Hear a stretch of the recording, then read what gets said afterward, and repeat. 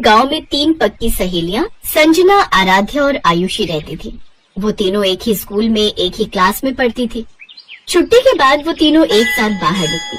वो देखो, हमारे बर्गर वाले चाचा आ गए। ये बिल्कुल टाइम पर आते हैं हमेशा। वो दोनों बर्गर वाले के पास चली गई। बोल संजना, क्या खाएगी तू? बर्गर, मोमोज या पानी पूरी? इतने में उसे थोड़ी दूरी पर एक दूसरी लड़की बीच में बोल पड़ी। अरे वो बेचारी क्या बताएगी, वो तो बेचारी तुम दोनों के सहारे चाचा के बर्गर के ठेले के पास आ जाती है। अगर तुम दोनों अमीर सहेलियां उसकी जिंदगी में ना होती तो वो आज तक बर्गर की शक्ल तक नहीं देख पाती। इतना सुनते ही आराध्या और आयुषी मुस्कुराई और उस लड़की के पास चली गई। आप दोनों मेरे पास क्यों चली आई? जाओ जाओ, अपनी गरीब सहेली को बर्गर पिज्जा खिलाओ। उसके इतना बोलते ही आराध्या और आयुषी ने उस लड़की को मारना शुरू कर दिया। उन दोनों लड़कियों को रोकते रहे, लेकिन वो लड़कियां नहीं रुकी और उसे मारती रही। तूने ही कहा था ना कि हम दोनों बहुत अमीर हैं। ये ले पैसे, अपना इलाज करा लेना। उम्मीद से ज्यादा ही पैसे हैं ये। आज के बाद हमारी सहेली के खिलाफ किसी ने जरा सा भी कुछ कहा तो उसका अंजाम इससे भी खौफनाक होगा। चल संजना, अब घर चलते हैं। वो तीनों सहेलियां वहां से चली गई। तभी चाचा ने उस लड़की से कहा, बिटिया, मुझे लगता है कि आज के बाद आप किसी भी गरीब का मजाक नहीं उड़ाओगी। तो इस तरह से उन तीनों की दोस्ती के चर्चे पूरे स्कूल में थे। संजना गरीब जरूर थी, लेकिन आयुषी और आराध्या उसे इस बात का कभी भी मलाल नहीं होने देती थी। रास्ते में, मैं कितनी खुश नसीब हूँ कि मुझे तुम दोनों जैसी सहेलियाँ मिली। तुम दोनों इतनी ज्यादा अमीर हो, तुम दोनों के पिताजी की खुद की कंपनियां चलती हैं, फिर भी तुम दोनों मुझसे कितना प्यार करती हो।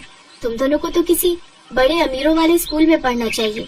अगर आगे से खुद को गरीब कहा तो मैं तेरा भी वही हाल करूंगी जो उस लड़की का किया था। तो इस तरह से उन तीनों की दोस्ती चलती रही। दिन बीतते गए और एक दिन संजना के गांव में बहुत भयंकर बाढ़ आ गई। 2-3 दिन संजना स्कूल नहीं आई। एक रोज छुट्टी के समय, आयुषी 3 दिन हो गए संजना स्कूल नहीं आई। चल उसके गांव चलते हैं, कहीं बारिश की वजह से बुखार तो नहीं आ गया। वो दोनों पैदल संजना के गांव की तरफ निकल पड़ी। जैसे ही दोनों संजना के गांव के पास पहुंची, वैसे ही कुछ पुलिस वालों ने दोनों को रोक लिया। कहाँ जा रही हो तुम दोनों? इस गांव में मेरी सहेली रहती है। अब इस गांव में कोई नहीं रहता।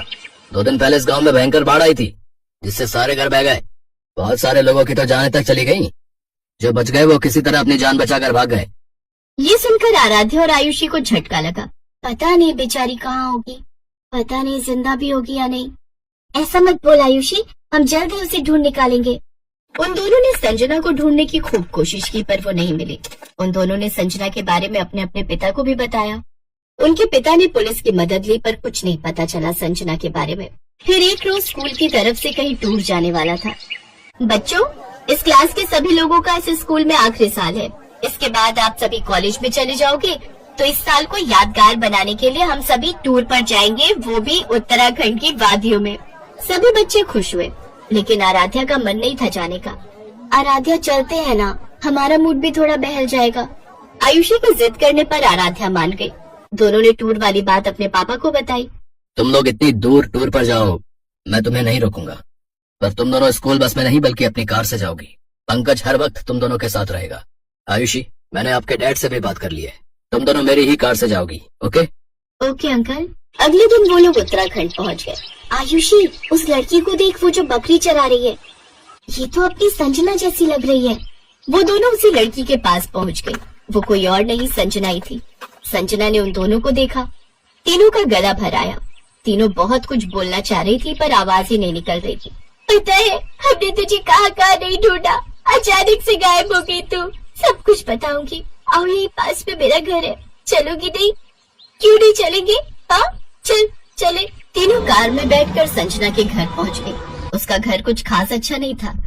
संजना के माता पिता ने खिड़की से ही उस कार को बाहर देख लिया और वो डर गए। ये इतनी बड़ी कार तो हमारे घर की तरफ आ रही है, कहीं ये लोग बैंक की तरफ से तो नहीं आए हैं? इनका आना तो बनता ही है। अगर हम टाइम पर लोन जमा कर देते तो ये लोग नहीं आते। अब ये लोग हमारे घर का सारा सामान उठा कर ले जाएंगे। संजना के पिता ये सब कुछ सोच ही रहे थे कि तभी आयुषी और आराध्या उनके घर आ गई। संजना भी साथ में थी। ये सब देखकर वो दोनों हैरान हो गए। आराध्या, आयुषी बेटा, आप दोनों यहाँ इतनी दूर? चाचा, ऊपर वाले ने आखिरकार आप लोगों से मिलवा ही दिया। आप लोग तो बिना बताए गायब हो गए। पता है, पापा भी आप लोगों को खूब ढूंढते रहे, पर आप लोग मिले ही नहीं। क्या बताऊं बेटिया, उस भयंकर बाढ़ ने तो हमारे पूरे गांव को ही उजाड़ कर रख दिया। बहुत लोग मारे गए। किसी तरह अपनी जान बचाकर हम लोग भागे। महीनों लग गए रुकने का सहारा ढूंढते ढूंढते। फिर यहाँ उत्तराखंड में एक दोस्त ने मेरी एक पेट्रोल पंप पर नौकरी लगवा दी।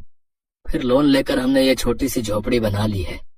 शकुंतला, मुझे तो यकीन ही नहीं हो रहा है कि जो मैं देख रहा हूँ वो सच है या कोई सपना। सही कहा आपने। ये दोनों बहुत बड़े घर की बेटियां हैं, फिर भी हमारी संजना से इन्होंने आज तक दोस्ती नहीं तोड़ी।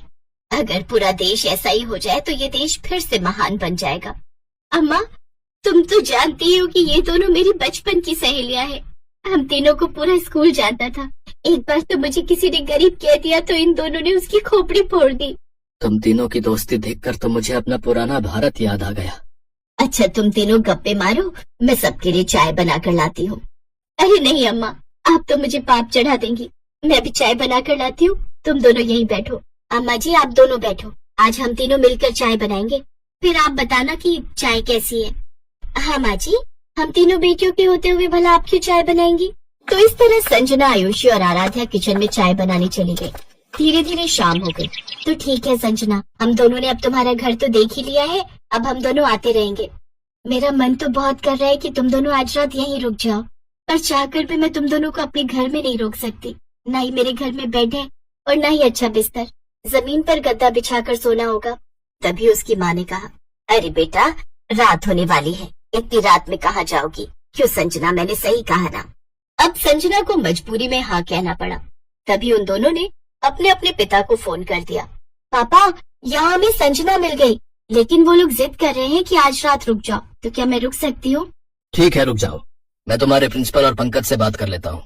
कल मैं भी आ रहा हूँ संजना बेटिया से मिलने। अगले दिन आराध्या के पिता भी आ गए। अरे, आप दूसरे के पेट्रोल पंप पर काम करना बंद कर दीजिए। मैंने अपने गांव के पास ही पेट्रोल पंप खोला है, आप लोग वहीं वापस चलिए, क्योंकि वो पेट्रोल पंप आपको ही मैनेज करना है। तो कुछ महीनों बाद वो लोग अपने पुराने गांव वापस आ गए। संजना के पिता पेट्रोल पंप के मैनेजर बन गए, तो संजना की गरीबी भी खत्म हो गई और वो